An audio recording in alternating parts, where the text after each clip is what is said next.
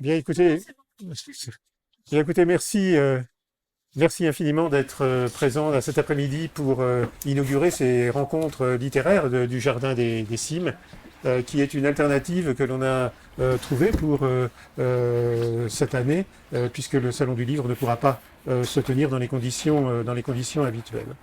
Donc, je remercie vraiment très chaleureusement François Garde de sa présence. François Garde a été le créateur du Salon international du livre de montagne de Passy.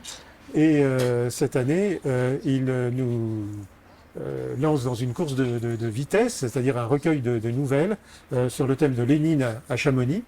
Et donc, ce recueil de nouvelles est un changement de rythme dans son œuvre qui comptait jusqu'ici des romans d'aventure et des essais relativement denses. Alors, ce changement de vitesse, est-ce que c'est une orientation nouvelle dans la carrière? Est-ce que c'est un exercice de style? Est-ce que c'est aussi un retour à la montagne, puisque, je le disais, François Garde a été le créateur du Salon du Livre de Passy? Beaucoup de questions. Alors bonjour à toutes et à tous. Merci de nous rejoindre dans ce cadre toujours aussi sympa. Ça serait encore plus sympa si l'orateur pouvait avoir quelque chose à boire parce que Voilà. voilà. Mais bon. Donc je viens vous parler de mon dernier livre, Lénine à Chamonix, qui est sorti hier. Et puis demain, il y a Cédric Gras, en plus c'est un type que j'aime beaucoup, qui écrit très très bien, qui viendra à 14h30, 15h, 14h30, 15h. 14h30, présenter Alpiniste de Staline. Alors Lénine et Staline à suivre parce que la mairie de Parcy vient de passer à gauche. Non, pas de surinterprétation, c'est un pur fait du hasard. C'est un pur fait du hasard. Donc Cédric Gras, demain 14h30, il écrit bien. Non, 15h30, il écrit bien, c'est très sympa. Voilà. Et voilà. C'est pas une ligne qui est. Et il y a le buste de Lénine, effectivement. Voilà. Et d'ailleurs, on se connaît bien, mais on ne s'était pas concerté, si je puis dire. C'est le fait du hasard. Alors, pourquoi des nouvelles? Pourquoi sur la montagne? Alors, on peut dire pourquoi sur la montagne, ça veut dire aussi pourquoi je passe chez Guérin, parce qu'un livre de montagne chez Gallimard, ça n'aurait pas eu, si je puis dire, de visibilité. Donc je fais une petite infidélité à ma maison d'édition préférée. Pourquoi des nouvelles? Parce que je tourne autour de la nouvelle depuis longtemps, depuis que j'écris, c'est-à-dire depuis 40, plus de 40 ans. J'écris des nouvelles et je les mets à la poubelle. J'écris des nouvelles et je les mets à la poubelle. Et puis j'écris des romans et là je me trouve dans ma distance. Et en fait c'est un peu, si vous voulez du point de vue de l'écriture, je suis un marathonien, longue distance, et qui vient sur du 100 mètres, courte distance. Alors un marathonien n'est pas un coureur de 100 mètres, un romancier n'est pas un auteur de nouvelles, c'est assez différent. Et le passage d'un à l'autre m'intéressait, m'intriguait, et j'avais derrière moi des échecs pour sortir des nouvelles. Et en fait, ce qui a débloqué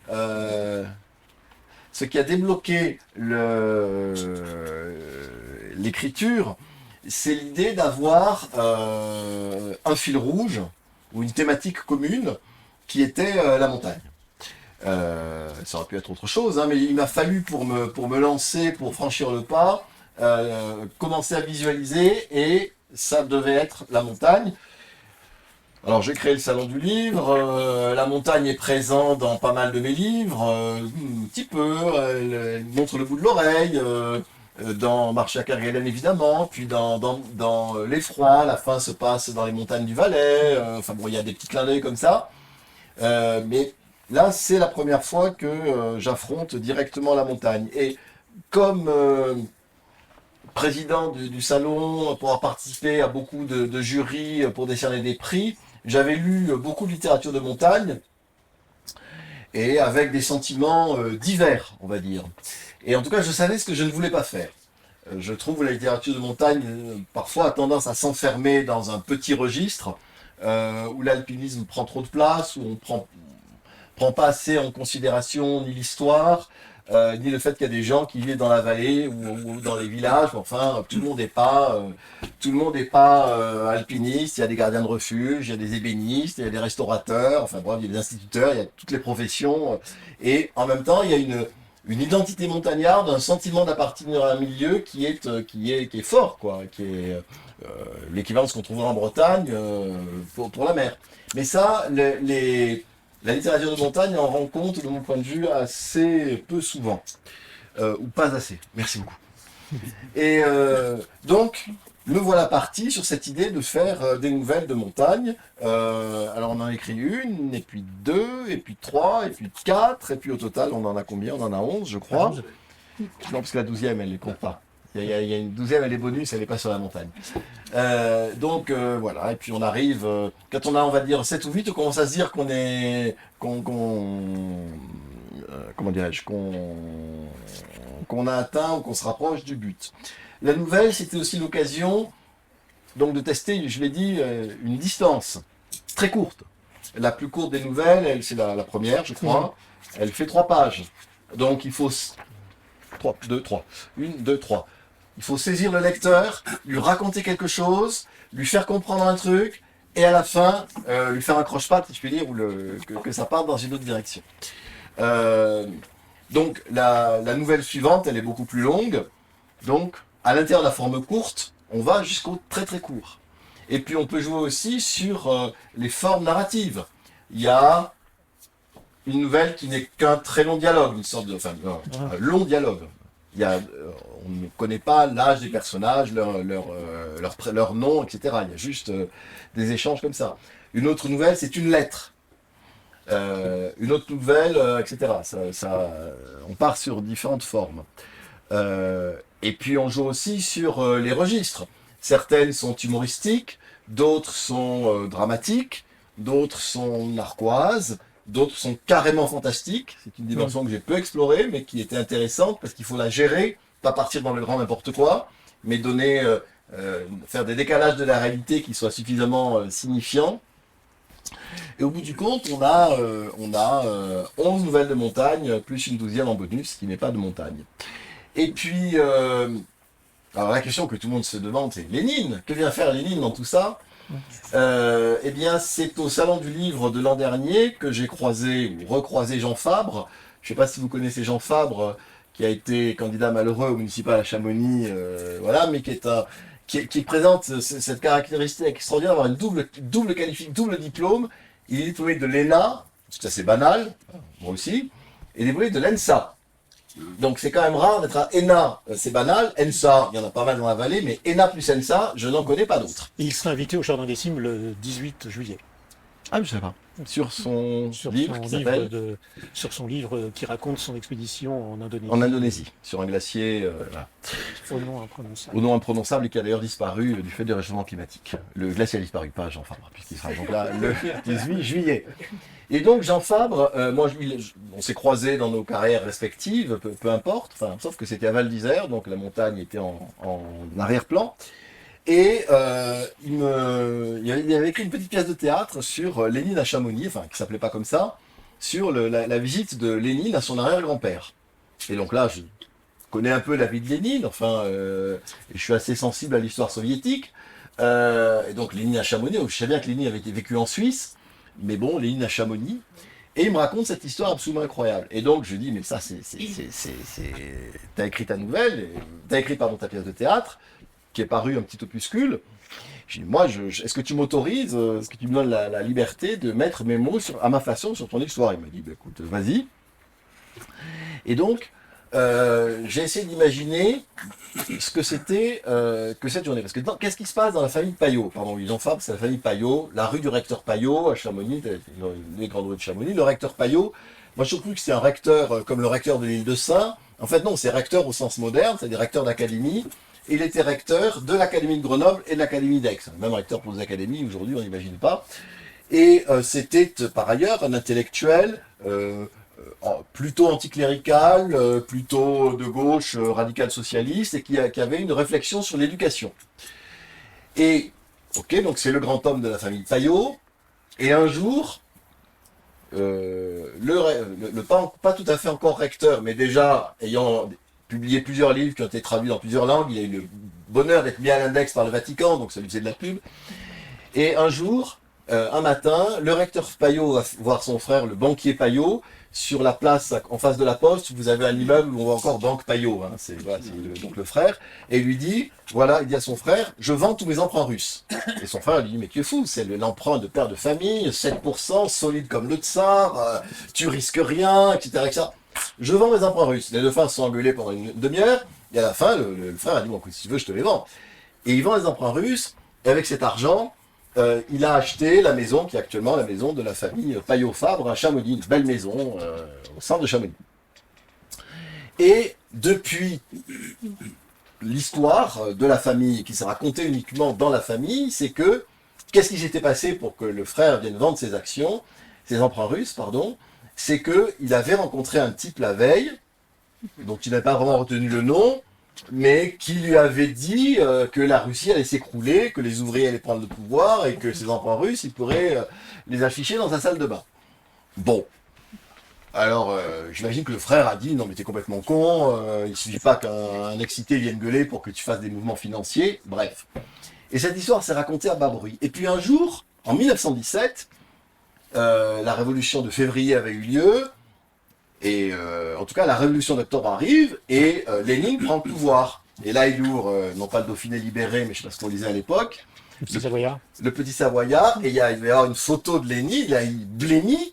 Et j'ai dit, mais c'est le type que j'ai reçu il y a 14 ans. Mais il n'allait pas s'en vanter.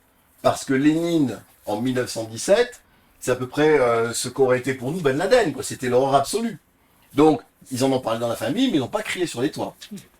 Et donc ça s'est répété de génération en génération, mais sans jamais dépasser la famille Payot. Alors si vous regardez l'histoire, Lénine à ce moment-là était à Genève, ça c'est certain. Le train Genève-Le Fayet existait, pas depuis très longtemps, mais il existait. Donc, comme Lénine lisait beaucoup et s'intéressait à la vie intellectuelle de son temps, il a pu venir à Chamonix passer une journée pour rencontrer le docteur Payot. Le recteur Payot. Est-ce que c'est vrai? Est-ce que c'est pas vrai? Ben voilà, le débat est posé, vous en savez autant que moi. Ce que je peux vous dire, c'est qu'il y a aussi une jolie anecdote dans les années 70. Le père de Jean-Luc Fabre, donc le professeur Fabre, qui est un grand professeur de droit, est invité à Moscou. Et il y a donc un dîner officiel à l'ambassade. Et l'ambassadeur dit aux intellectuels français qui étaient là, puis il y avait l'autre moitié de la table, c'était des soviétiques, il leur dit, bah, écoutez, racontez-nous ce que c'est pour vous l'URSS. Alors chacun raconte sa petite anecdote, et quand ça vient le tour du professeur Fabre, il raconte l'histoire de l'île à Chamonix. Alors les soviétiques ouvrent les yeux comme des soucoupes, et puis le dîner se termine, et l'ambassadeur prend le professeur Fabre dans un coin de la pièce, il dit, vous êtes complètement con, vous en êtes au bord de l'incident diplomatique, jamais il fallait raconter une chose pareille. Le professeur un peu penaud dit, bah, écoute, je me rendais pas compte, etc.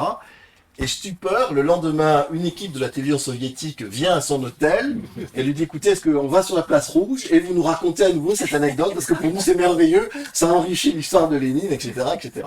Voilà, donc cette histoire de Lénine à Chamonix, comme ça, elle a vécu, si je puis dire, à bas bruit. Voilà. Et j'ai reçu un mail il y a 15 jours de quelqu'un qui m'a dit, alors je vais pas donner le nom parce que peu importe, mais quelqu'un qui a été dans la famille des gestionnaires ou des propriétaires d'un petit hôtel ici, et il dit, mais sur le livre d'or de l'hôtel, nous on a un truc, c'est qu'il y a c'est signé Lénine. Mais c'est signé Lénine en 1922. Donc Lénine n'a plus quitté l'Union soviétique après la prise du pouvoir, et donc c'est juste un petit con qui en 1922 s'est amusé à mettre Lénine comme il aurait pu mettre voilà, n'importe quel nom. Ouais. Mais donc, cette histoire de Lénine à Chamonix, elle est extrêmement intrigante, mais alors une fois qu'on l'a posée, cette histoire, il faut lui donner du corps, c'est-à-dire parce que la pièce de Jean-Luc Fabre imagine, on va dire, la rencontre, mais ça se termine par un dialogue avec Lénine dans son mausolée sur la place rouge. Enfin bon, c'est un peu autre chose. Et moi, je voulais raconter cette histoire et imaginer la journée passée par Lénine à Chamonix. Donc il arrive le matin, il vient toquer à la porte du professeur et il discute. Alors de quoi peuvent-ils discuter? Parce que, évidemment, il n'y a pas de témoin, il n'y a pas d'archive. Alors je me suis amusé à mettre dans la bouche de Lénine toute une série de citations, comme par exemple, toute cuisinière doit savoir gouverner l'État.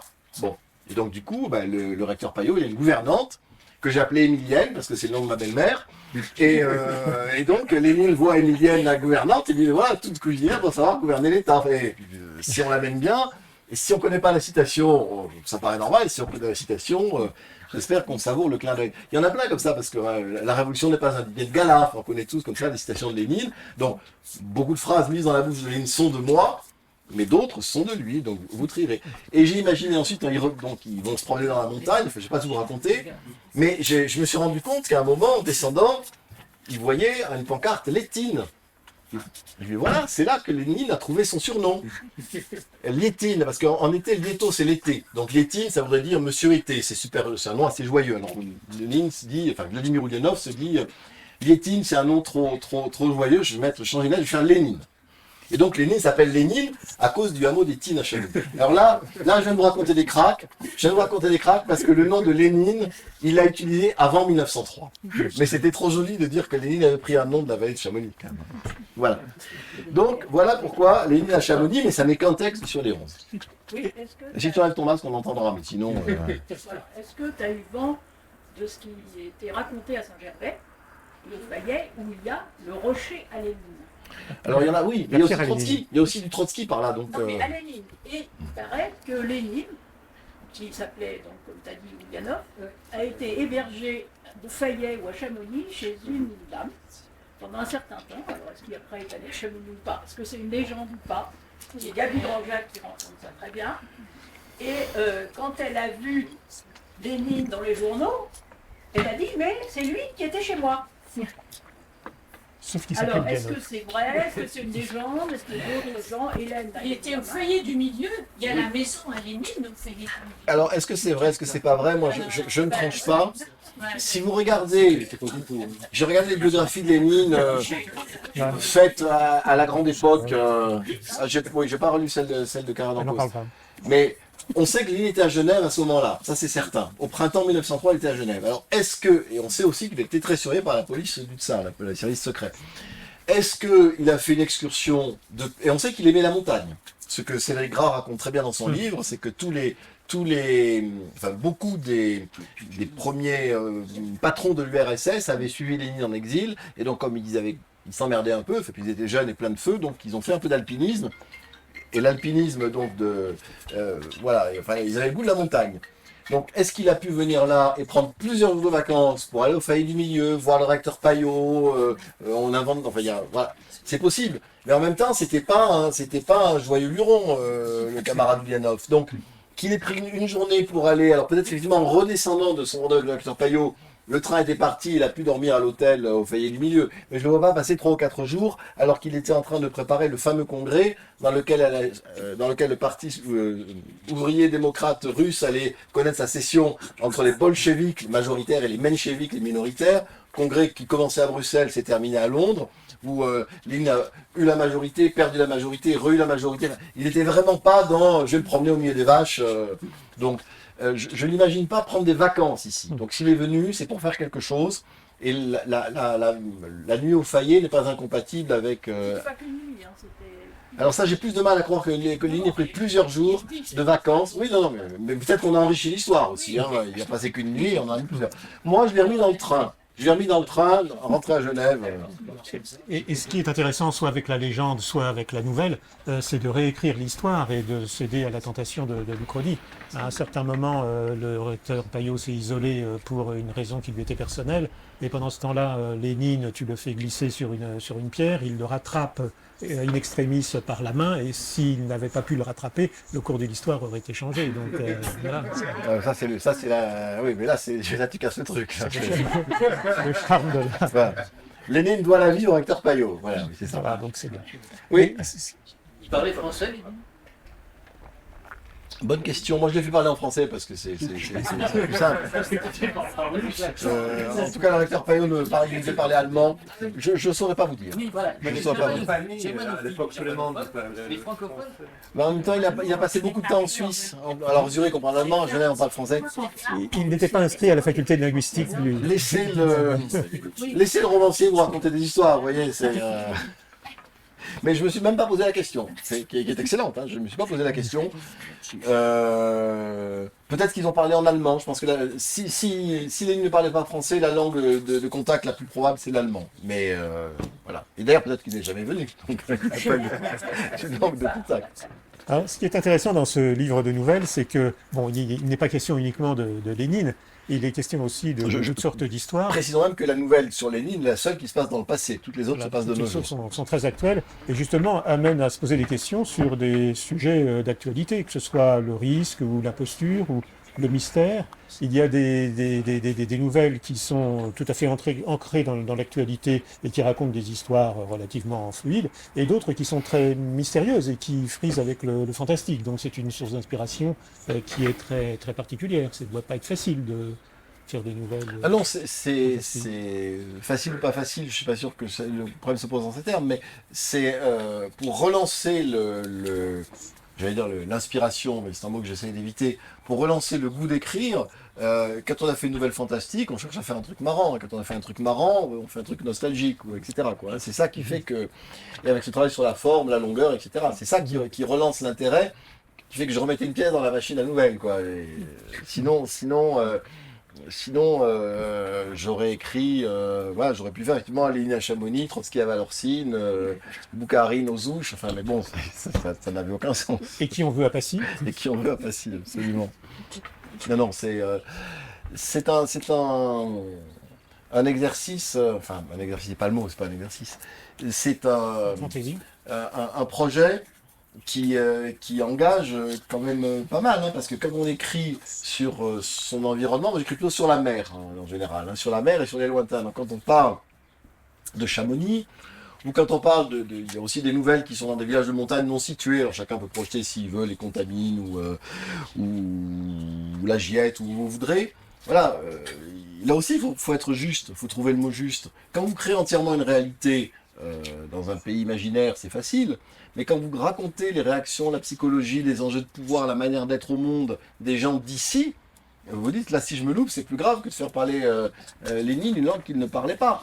Donc, quand mon personnage est un gardien de refuge et qu'il est confronté à des clients indisciplinés, on peut dire, voilà, il faut que sa réaction, pour nous tous qui connaissons la montagne, elle soit cohérente. Et elle soit, alors peut-être extrême, mais en tout cas, psychologiquement et sociologiquement, si je puis dire, solide, quoi, que ça tienne la route. Donc il faut faire attention. Et puis c'est vrai qu'il y a aussi des nouvelles qui sont des nouvelles de pur plaisir, comme celle où j'imagine une machine qui transforme n'importe quelle narration la plus banale. Donc par exemple, le type qui raconte comment il se lève le matin avec la gueule de bois, il prend le métro, il va bosser à la Défense. Et il a une machine qui transforme ça en récit de course en montagne. Donc ça, c'est très drôle à écrire, quoi. Ça fait 3 pages, hein. Une fois qu'on a compris le truc, il faudra pas en faire 50. Mais voilà, ça fait un petit... c'est à la fois une petite réaction, une petite récréation, un petit jeu avec les mots ou autour des mots. Et puis en même temps, ça dit quelque chose sur ce que c'est que la littérature de montagne, ou ce que c'est que notre rapport à la montagne et aux mots. Et puis il y a une nouvelle, par exemple, où... je raconte un accouchement pratiquement au sommet du Mont Blanc. Ça, je l'ai envoyé au maire de Saint-Gervais, en avant-première. C'était à l'automne. C'était à l'automne. Parce que cet accouchement, cette femme qui monte entourée par toute une équipe pour accoucher au sommet du Mont Blanc, alors elle n'y arrivera pas, elle accouchera à la cabane Valo. Mais évidemment, elle monte par hasard, et ça veut dire quelque chose sur notre société, sur la marchandisation du Mont Blanc, sur la marchandisation du corps des femmes, enfin voilà. Vous imaginez que quand je m'aventure sur le terrain de l'obstétrique, je suis pas super à l'aise. Hein, Sans dévoiler aucun secret, elle ne redescend pas en cyclorameur. Elle redescend en hélicoptère. En tout cas, ce qui est intéressant, c'est qu'il y a toujours une pirouette, et l'intérêt de la nouvelle, c'est qu'il y ait toujours une chute avec beaucoup d'humour qui amène finalement à lire la nouvelle suivante. Oui, je réagissais au mot pirouette, parce que quand même, c'est pas une pirouette. Enfin, pardon, je fais semblant d'être choqué, tu vois ce que je veux dire, mais c'est intéressant que tu emploies ce mot-là et que je le récuse. Parce qu'une pirouette, justement, on esquive la difficulté. Ah oui. Et là, c'est une chute. Et alors, c'est drôle, parce que dans la montagne, le mot chute a un sens tout autre. Hein.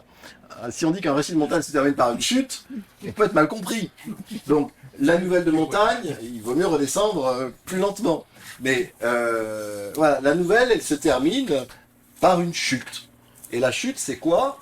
C'est 3-4 phrases qui sont dans la continuité exacte de tout ce qui précède, mais qui éclairent rétrospectivement la totalité de ce que vous avez lu autrement. Qui donne une clé, en tout cas, de tout ce qui s'est passé. Et c'est super dur, ou on peut dire aussi une pointe.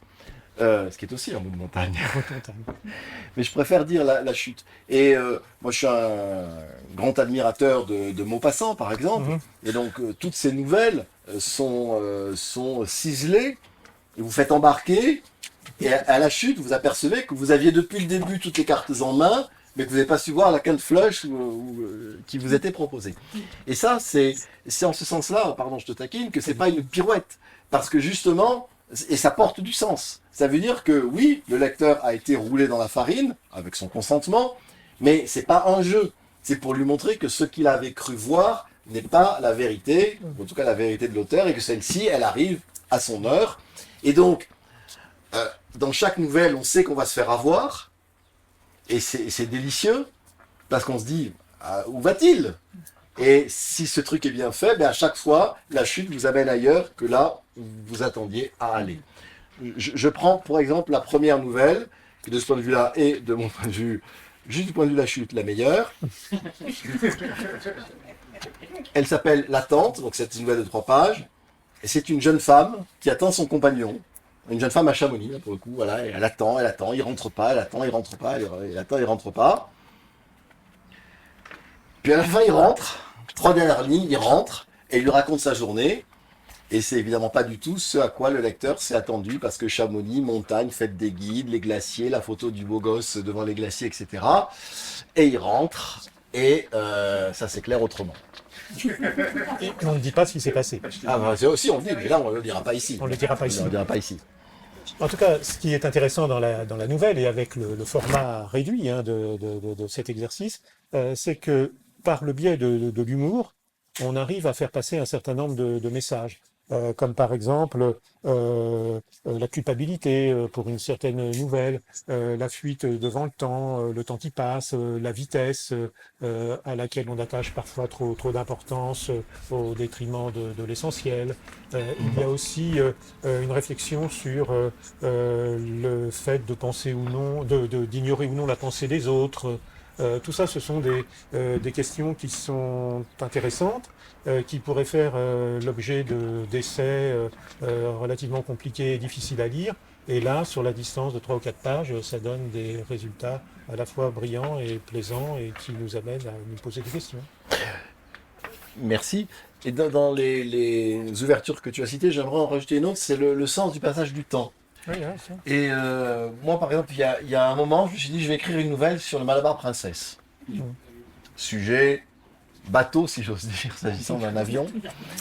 Bon, et qu'est-ce que je peux dire d'original sur le Malabar Princess? Tout a été dit, le type qui retrouve les ailes rouillées, le corps avec les bijoux qu'on va trouver, que l'alpiniste qui a laissé sa copine enceinte et qui est parti dans la... Voilà, il va retrouver, est-ce qu'il termine la course extraordinaire qu'il avait prévu, est-ce qu'il va ramasser les diamants sur le cadavre? Tout ça, on l'a lu 50 fois. Donc, comment écrire quelque chose d'original sur le Malabar Princess? Bon, j'aurais pu... Enfin, si je n'avais pas trouvé, je ne l'aurais pas fait.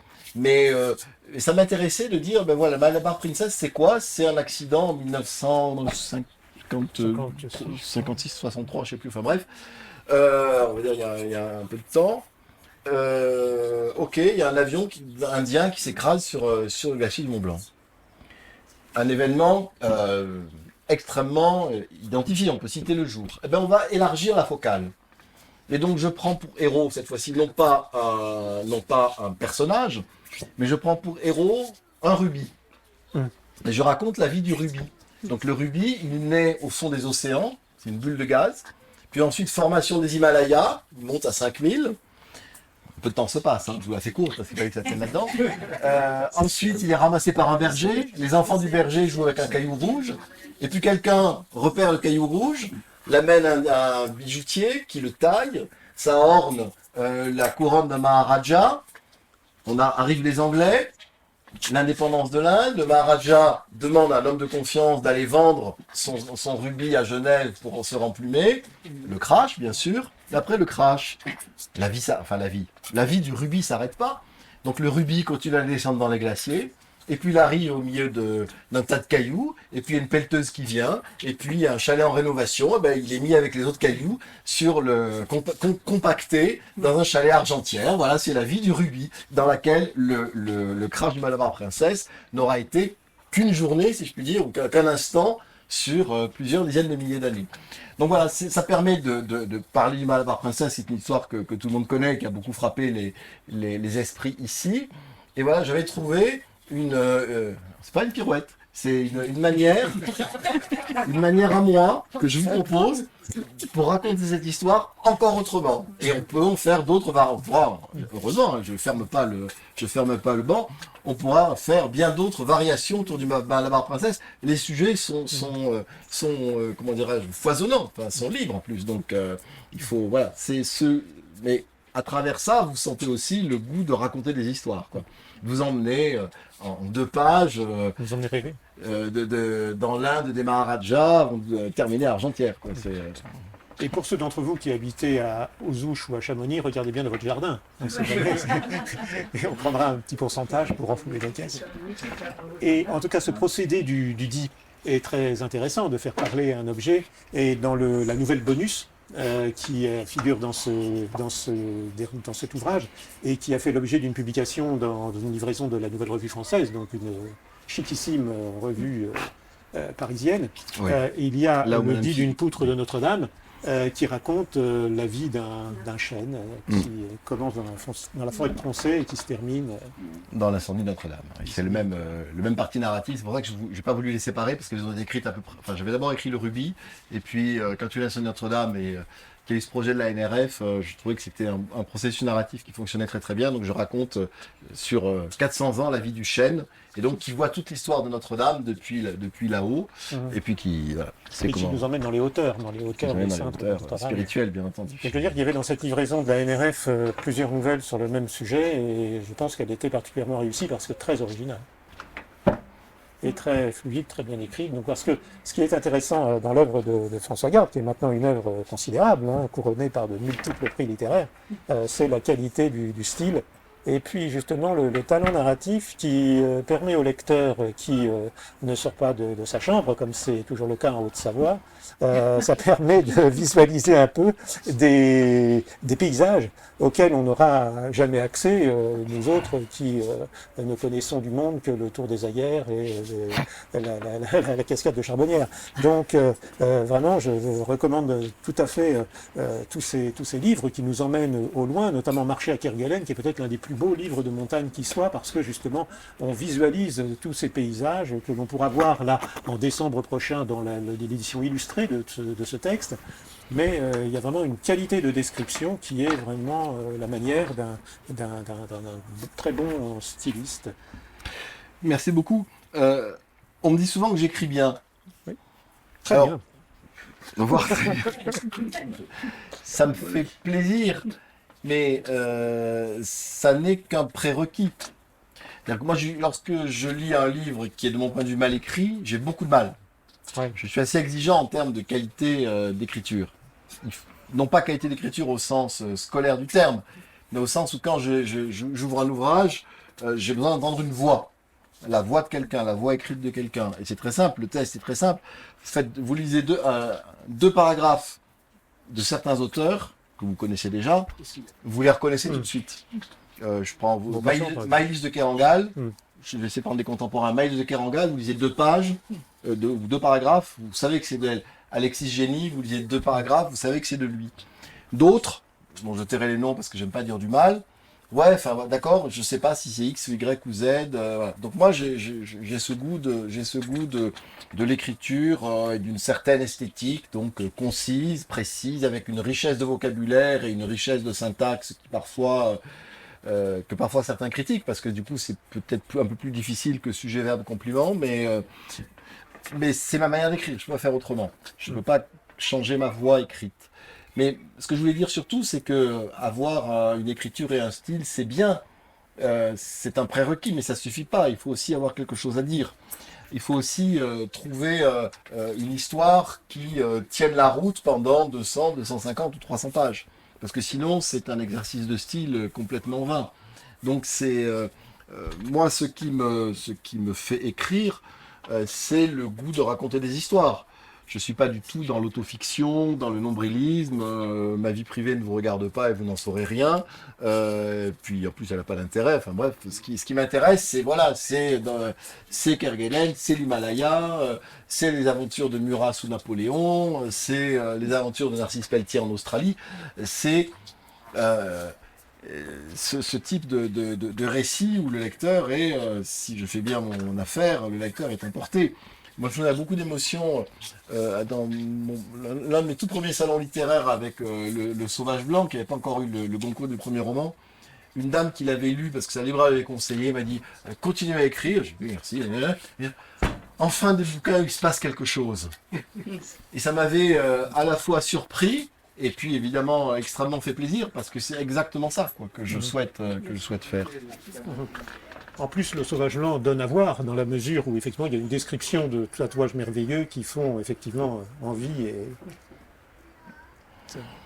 Il faut... je prends souvent cette comparaison avec le cinéma. Dans le cinéma, vous êtes totalement paresseux. Mais en même temps, tout est surdéterminé. Si une femme... À l'inverse, dans l'écriture, je donne ce que je veux.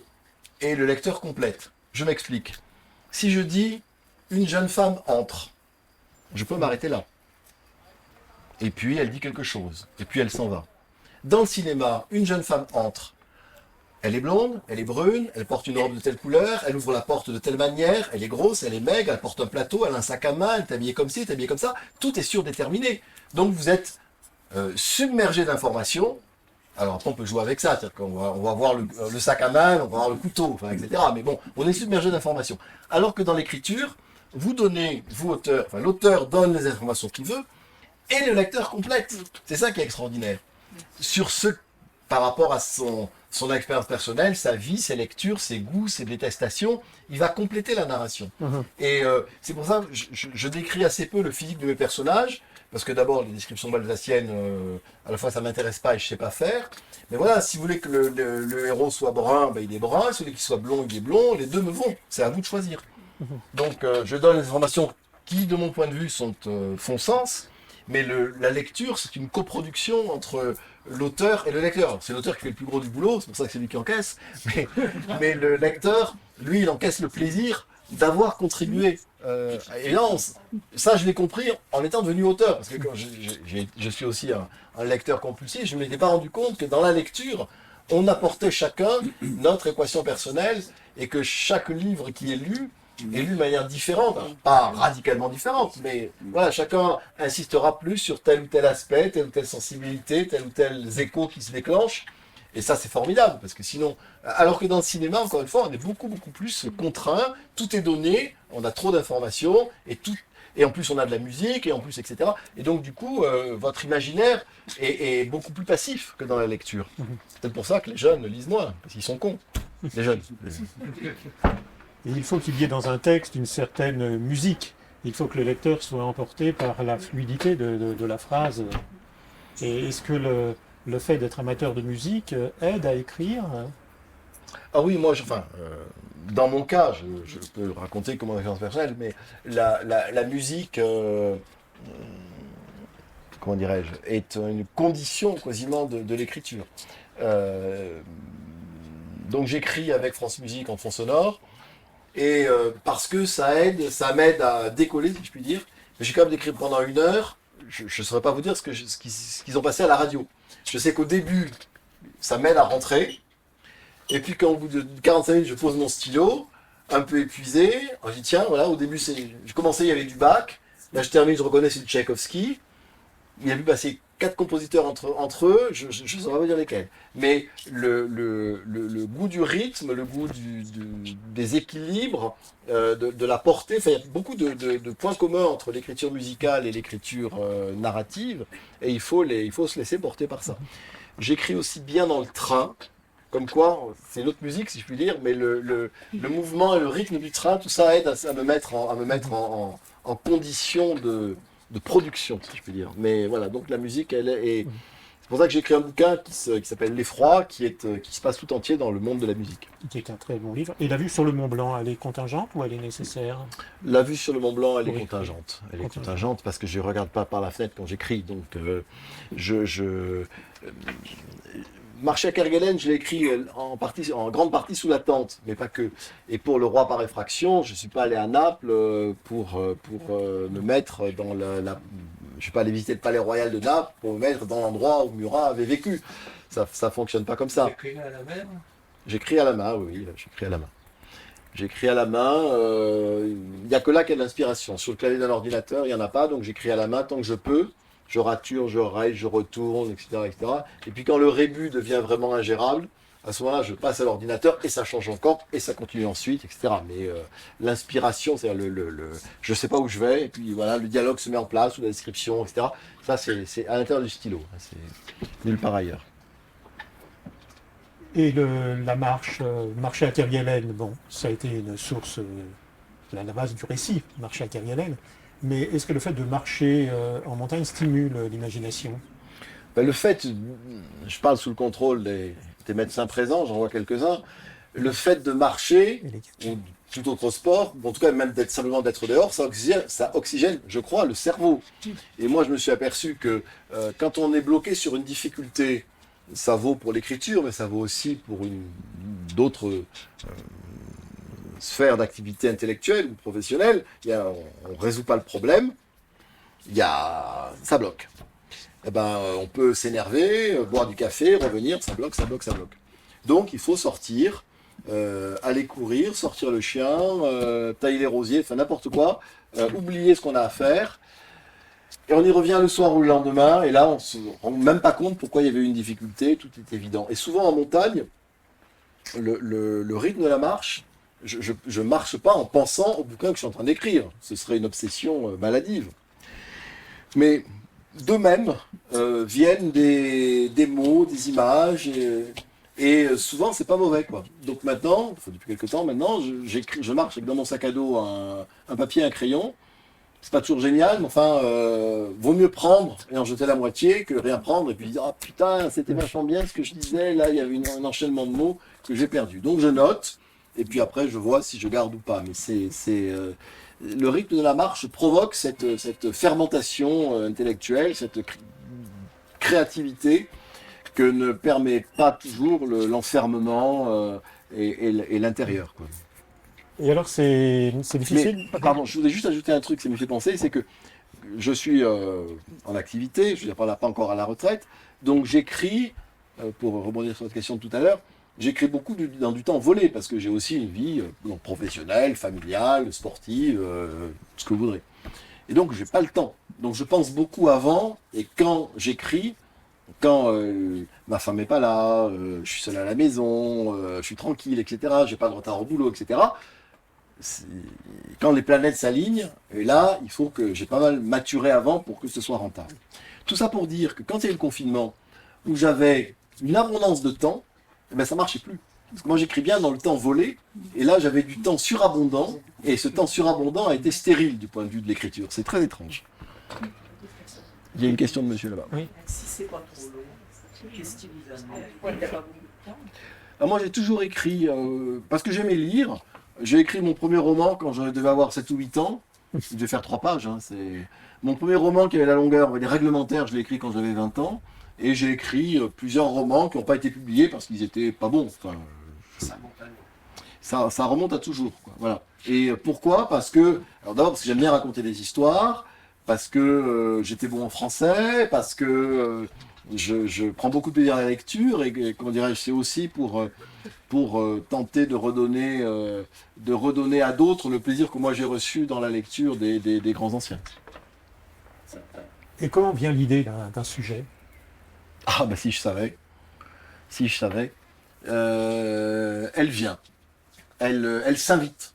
Est-ce que c'est une rencontre, un flash, une lecture dans un magazine qui donne le point de départ d'une anecdote?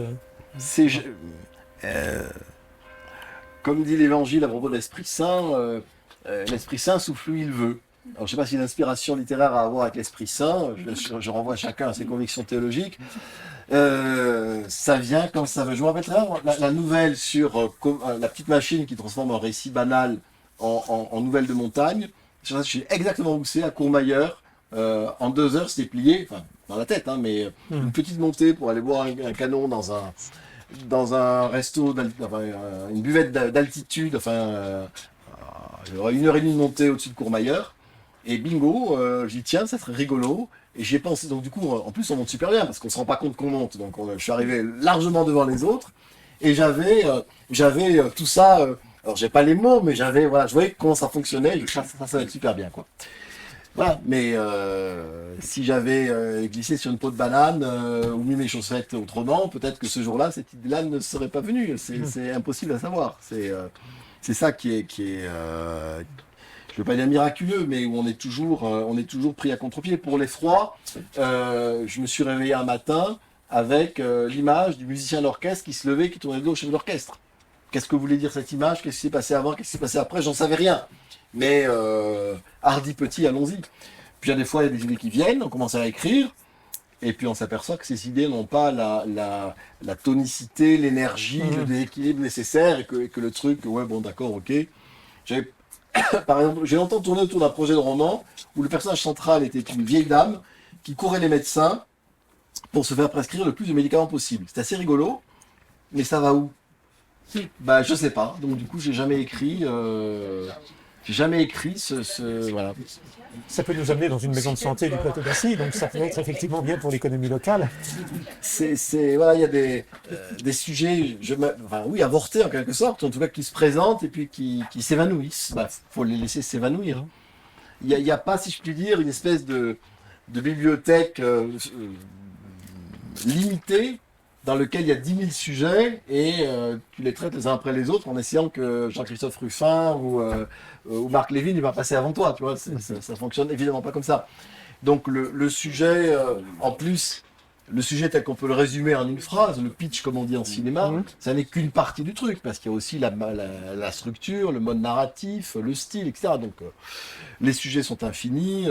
Quand j'ai écrit Le Sauvage Blanc, je me suis rendu compte de la proximité enfin en tout cas des échos que ça pouvait avoir avec Robinson Crusoe, mais j'étais pas du tout là-dessus.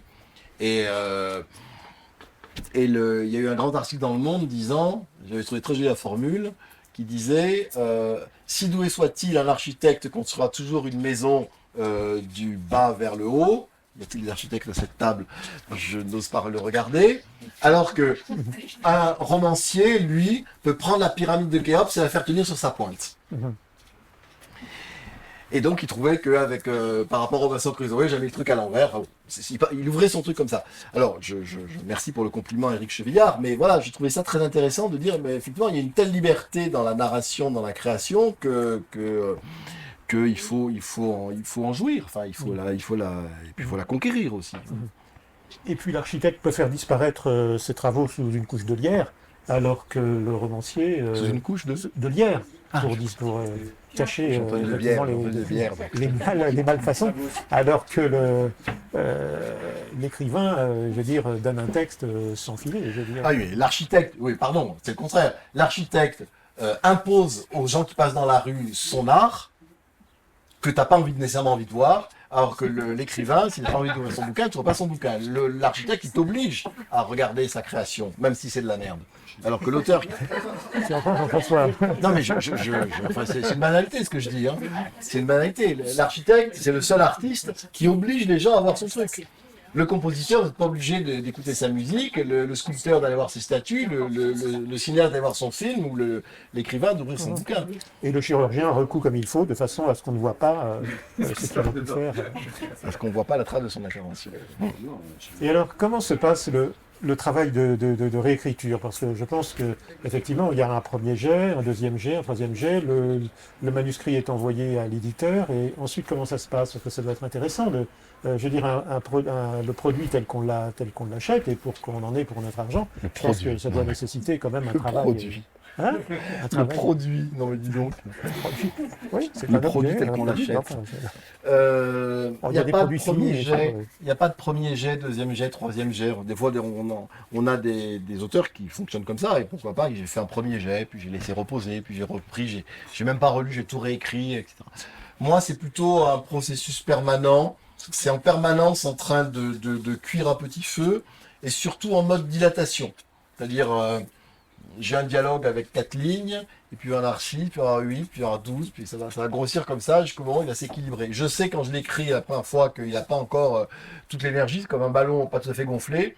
Mais voilà, il faut que j'ai envie de savoir ce qui passe après, donc je continue, puis je reviens, j'améliore, enfin, j'essaye, je donne des petits coups de ligne, petits coups de rabot, je rajoute, voilà, une réflexion qui me fait penser à un truc, donc du coup je vais sur un autre terrain, etc., etc. C'est vraiment un processus itératif où je peux pas distinguer des états successifs, c'est une espèce voilà, oui, c'est un ballon dans lequel je souffle et qui gonfle jusqu'à, je veux pas dire perfection, mais enfin jusqu'à ce qu'on soit arrivé au but.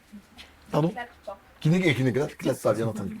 Là-dessus, le rôle de l'éditeur, alors chaque maison d'édition a ses codes et ses manières de travailler.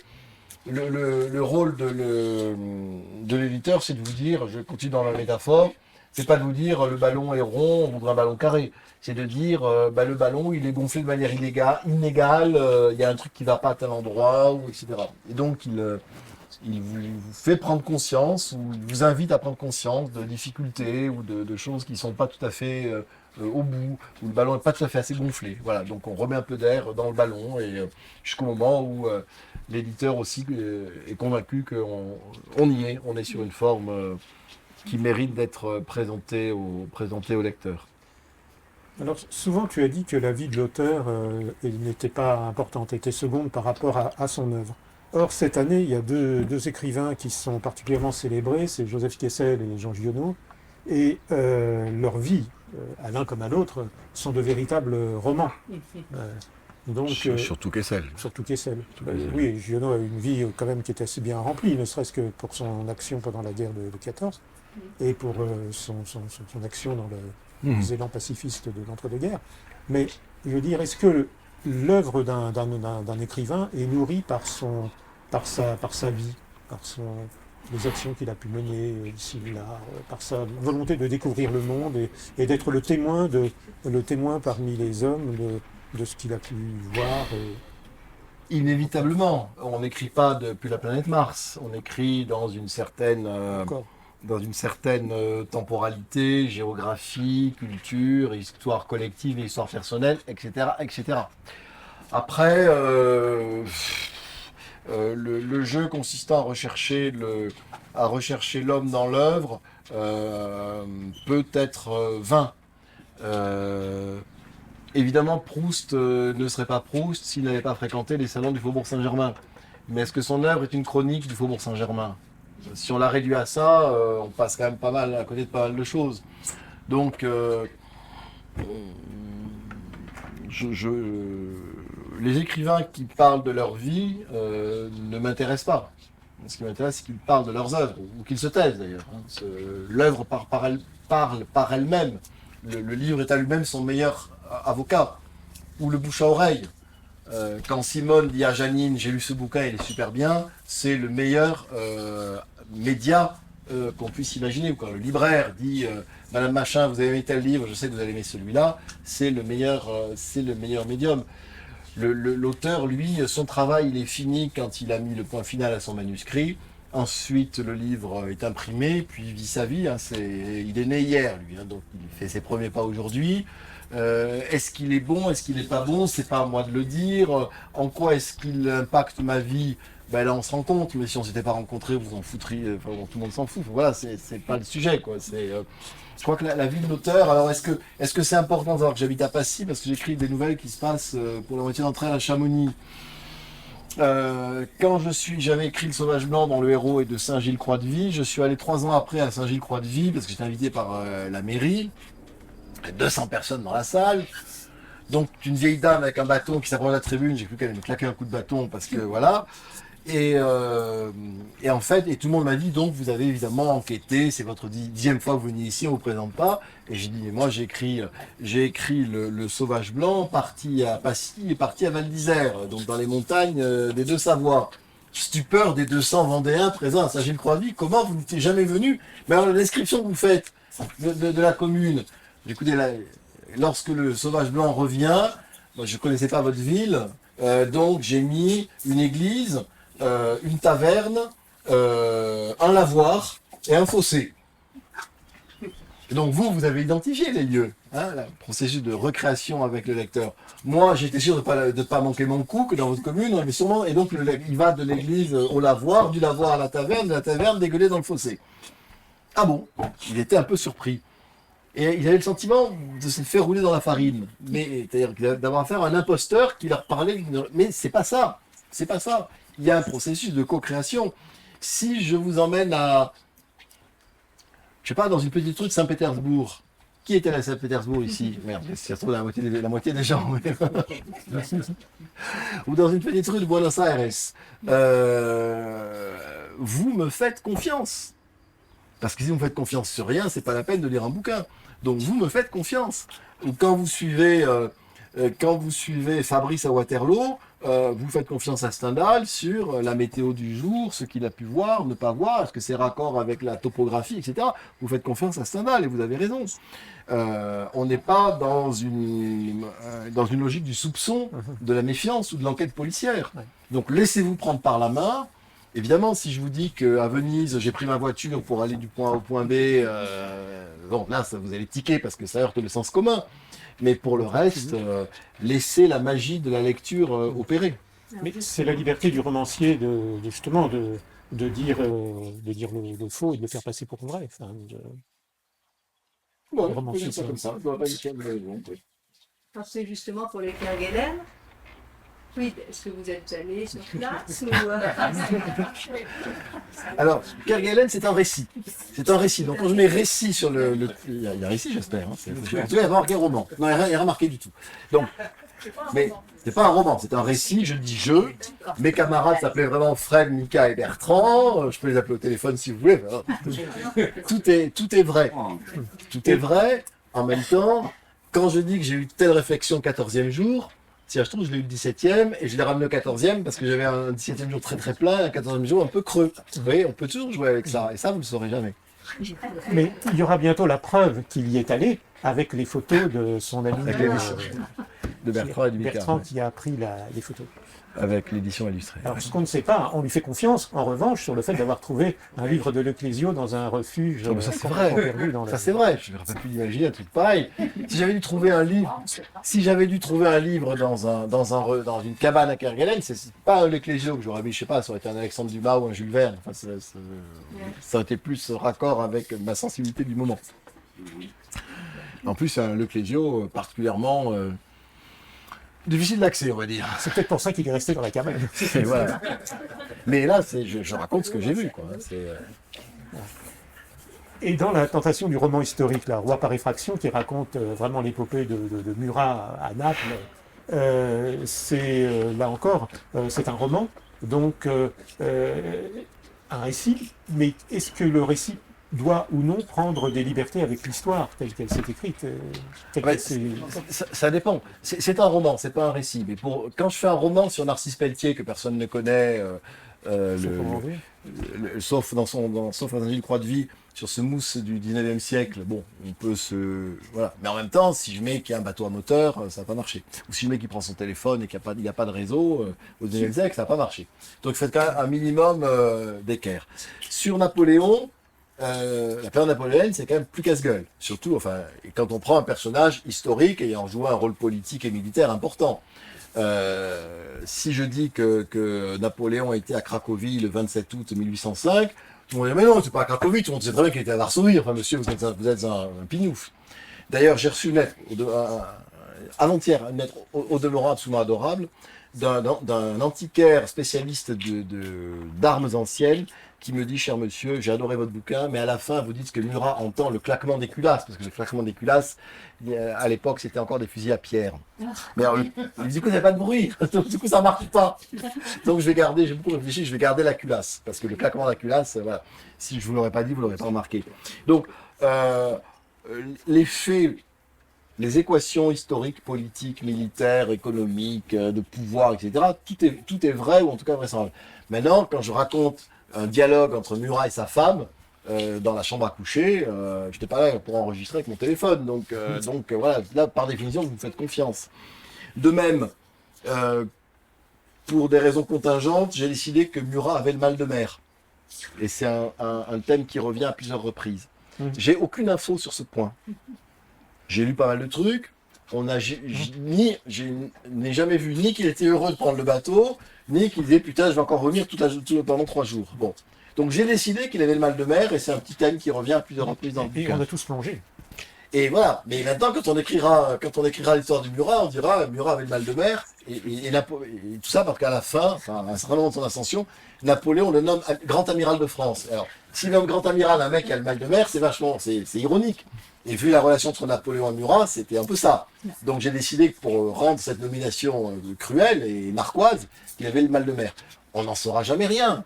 Voilà, il faut laisser au romancier un espace dans les marges. Hein. Donc il y a l'histoire officielle, et puis moi j'écris, je prends dans l'histoire officielle tout ce qui est important, on va dire, est vrai, et puis j'écris dans les marges ce que je veux. Et le fait de l'avoir fait souffrir du mal de mer donne de la crédibilité au fait qu'il n'est pas accosté à Naples, mais un petit peu plus loin. Et, Il y a du métier dans tout ça, monsieur. Oui, non. C'est quand on tient un fil, on le tire jusqu'au bout, bien sûr, bien sûr. Mais c'est aussi, voilà. Par contre, est-ce que Narcisse Pelletier avait le mal de mer? Je sais pas, j'en parle pas dans le livre. Est-ce que la duchesse de Guermantes avait le mal de mer? On ne saura jamais. Elle n'embarque pas beaucoup. Non. Elle reste Mais sur bon. la plage. Est-ce que vous auriez des questions à poser à François Gall sur l'une ou l'autre de ses œuvres, de ses œuvres littéraires ou alpestres, parce que c'est aussi un grand randonneur Oui. à Kerguelen, mais aussi aux Aguerres d'en haut, un grand Voilà. cueilleur de champignons. Et j'aurais dû être au Féroé si le virus n'avait pas fait tomber mes projets de voyage de cet été. Daniel. Vous avez parlé beaucoup de rythme et de musique. Et la question m'est venue à l'esprit. Quel est votre rapport avec l'oral? Est-ce que vous lisez à voix haute? Mon rapport avec l'oral, je ne lis pas mes textes à voix haute comme Flaubert. Lorsqu'on me le demande ou lorsque j'ai envie, ça peut m'arriver de lire un texte, un extrait, quelque paragraphe dans une rencontre littéraire. Et je me suis aperçu que comédien, c'est vraiment un métier. Et j'ai beau avoir l'habitude de la prise de parole en public à titre professionnel et être à l'aise dans l'expression orale, j'ai eu l'occasion d'entendre par des comédiens lire des extraits et ça me donne des frissons à chaque fois. Le texte a une pêche que je suis incapable de lui donner. Mais vous ne lisez pas? Je ne lis pas à voix haute. Ah oui, je l'entends dans ma tête, oui bien sûr. Je l'entends dans ma tête et j'entends... Parce qu'il y a tout plein de choses dont le lecteur ne se rend pas compte, mais il y a des... quand on est en classe, je ne sais pas s'il y a des enseignants par ici, on vous dit par exemple, il ne faut pas faire de répétition. Alors bon, on peut discuter à l'infini de cela, mais il y a plein d'autres trucs dont il faut se rendre compte. Et là aussi, on apprend. Dans le Sauvage Blanc, dans une version, et pour le travail d'éditeur, à un moment, j'avais mis... Et à l'écrit, vous vous rendez absolument pas compte. Il apporta du Porto. Et parce que à ce moment-là, c'était logique qu'ils boivent du Porto. Et là, chez Galliula, non. Alors là, c'est pas possible. Il apporta du Porto, donc du coup, vous lisez, il apporta du whisky, parce qu'il apporta du Porto, ça marche pas. Donc il y a plein de petits trucs comme ça que l'oralisation, si je puis dire, dans la tête permet d'éviter. Et maintenant que j'ai un peu plus de recul, je sais qu'il faut éviter d'apporter du Porto. Voilà, c'est pour un exemple parmi d'autres. Mais il y a aussi, faut aussi faire des recherches d'allitération. J'en ai fait une très longue dans Sauvage Blanc, le crissement des voiles faséants, enfin un truc comme ça. On s'amuse à faire des trucs, personne ne s'en aperçoit, mais on est content de l'avoir trouvé.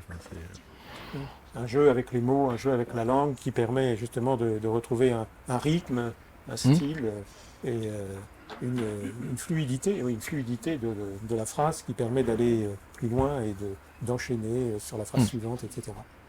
La fluidité, c'est très important. Et je remercie Daniel de sa question, parce que je voudrais vraiment le présenter. Daniel Lusati et Pauline sont les représentantes de l'association Le Violon Lunaire, qui fait des concerts solidaires au plateau pendant tout l'été. Et c'était important aussi qu'ils viennent pour présenter leur programme là, cet été.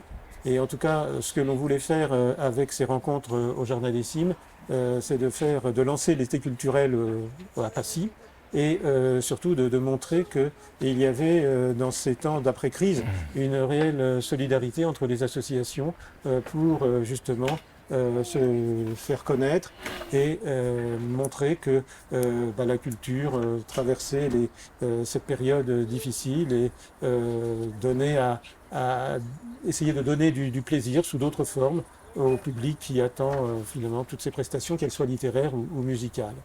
Et on peut saluer la nouvelle adjointe à la culture de la mairie de Passy, élue au conseil municipal de vendredi, hier.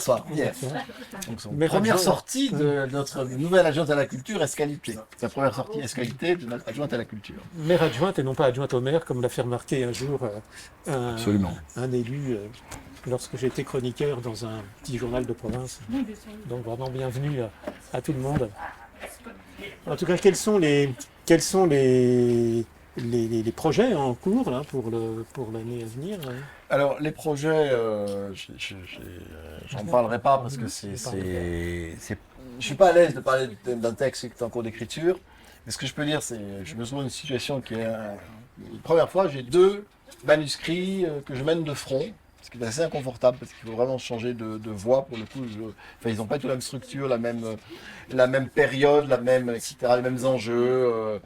Voilà, donc un projet pour Gallimard dans 2022 au mieux, et un projet pour Paulsen qui paraîtra peut-être l'an prochain. Paulsen, c'est la maison mère de Guérin. Donc c'est quand même Voilà. deux collections particulièrement chic, hein, la blanche, la rouge. Voilà, et la grise pour De sorte que Paulsen. vous reconnaissez la brune, c'est autre chose. La blanche et la grise, on dirait des noms de vaches en alpage. Hein, T'as pensé à travers la grise? Bah, écoutez, soyons heureux de découvrir les prochaines œuvres dans la blanchette de Passy. On pourrait peut-être que Daniel ou Pauline pourraient parler de leur programmation. Juste, Donc merci pour l'invitation, c'est passionnant. Bah, si tu veux qu'on t'entende, il faut que tu te mettes là avec la voix qui projette par là, parce que sinon... Pauline n'est pas chanteuse, elle est violoniste. Donc, Donc je forme des petits cartons pour le festival qu'on organise depuis 5 ans, c'est les musicales d'Assy. Je ne sais pas si tout le monde connaît ici. Ah, il y a même un micro. Je vais te tenir comme ça. Donc on fait des concerts à l'église Notre-Dame de Toute-Grâce et certains au Jardin des Cimes, mais cette année, comme la plupart des acteurs culturels, on a eu très peur.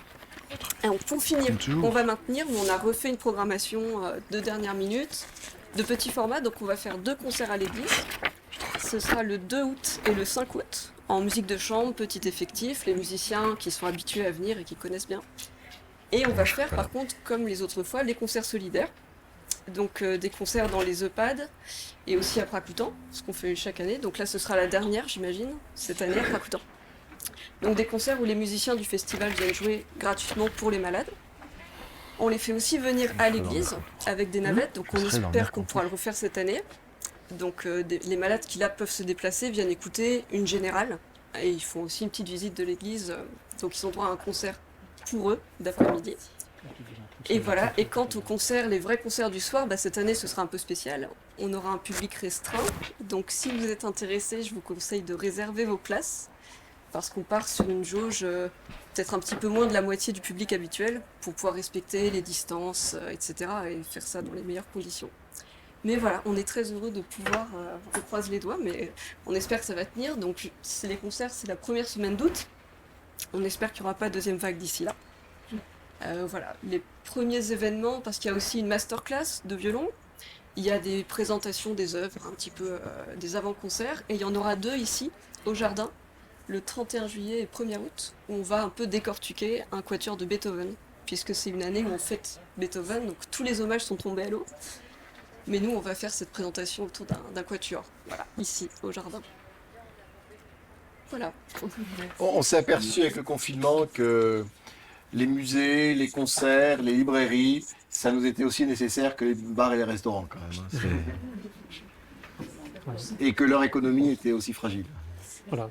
C'est pour ça aussi que nous avons tenu à maintenir le lien avec les auteurs, mais aussi avec les libraires, avec les créateurs, avec les musiciens, de façon à ne pas oublier à la fois tous les acteurs de la chaîne du livre et tous les acteurs du secteur culturel qui travaillent toute l'année et qui, cette année, ont eu leur projet complètement bouleversé. Donc c'était un peu notre mission, de façon tout à fait modeste, mais il nous a paru utile de rendre service à tous ceux qui ont animé avec souvent beaucoup de brio tous les salons du livre qui se sont déroulés jusqu'ici.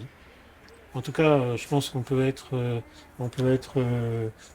content de la visite de François Garde et vraiment je tiens à le remercier chaleureusement, d'une part d'avoir créé ce salon du livre, ce salon international du livre de montagne à Passy, ce qui donne de la vallée une image très positive et de la commune une image dynamique. Et puis vraiment, je tiens vraiment à le féliciter et à lui dire toute mon admiration pour la qualité de son œuvre, qui est vraiment maintenant vraiment très, très reconnue. Alors, même si effectivement, il nous dit que sa vie n'est pas un roman et qu'elle n'est pas celle de Kessel ou de Giono ou de Ruffin ou d'autres, je veux dire, n'empêche que le processus de création est tout à fait remarquable dans la mesure où chaque livre est d'inspiration particulière. Ah oui. Et c'est vraiment un renouvellement permanent avec toujours une langue à la fois fluide, je l'ai dit, et surtout brillante, Oui. avec des mots recherchés. Et vraiment, je suis Chaque, très... chaque très livre est admiratif. différent des autres. On peut prendre l'exemple de J.K. Rowling, l'auteur de Harry Potter. Elle a trouvé la mine d'or, donc elle creuse, elle creuse, elle creuse, elle creuse. Moi, j'ai pas trouvé la mine d'or, donc je change à chaque bouquin. Et puis en fait, il y a parfois des histoires qui se terminent pas forcément très bien, donc ça empêche aussi qu'il y ait des héros récurrents. Donc Ah oui. peut-être que ce soit Murat ou que ce soit Lénine ou que ce soit la poutre malheureuse de Notre-Dame, effectivement, c'est peut-être difficile de faire un feuilleton et de créer là encore un procédé. Donc voilà, peut-être qu'il y aura dans d'autres ouvrages des héros qui permettront de faire des sagas, des séries. Non. Non. Ça m'ennuierait de reprendre des personnages. Voilà, ce qui l'appétit, c'est sûr de découvrir des territoires narratifs vierges et pas de repartir sur des sentiers balisés, même si c'est les sentiers de Versailles, quoi. Et alors, je reviens sur Kerguelen. Donc, tu dis que vous étiez aimantés les uns et les autres à Kerguelen et que, je veux dire, il fallait, c'était très difficile de s'y détacher. Est-ce qu'il y aura un retour à Kerguelen Oh bah ça, si on m'offre la traversée qui est à 8 000 € peut-être, mais sinon, non. Enfin voilà, c'est très compliqué avec Kerguelen. À la fin du livre, on a l'impression que non. Oui, mais ça, il faut jamais croire les auteurs complètement. Et donc demain, à 14h30, on passera de Lénine à Staline avec l'excellent Cédric Gras. Voilà, à 15h. À quelle heure? Pardon, 14h30. Alors, Bravo. Alors, tu me mettras un petit mot quand ça va faire.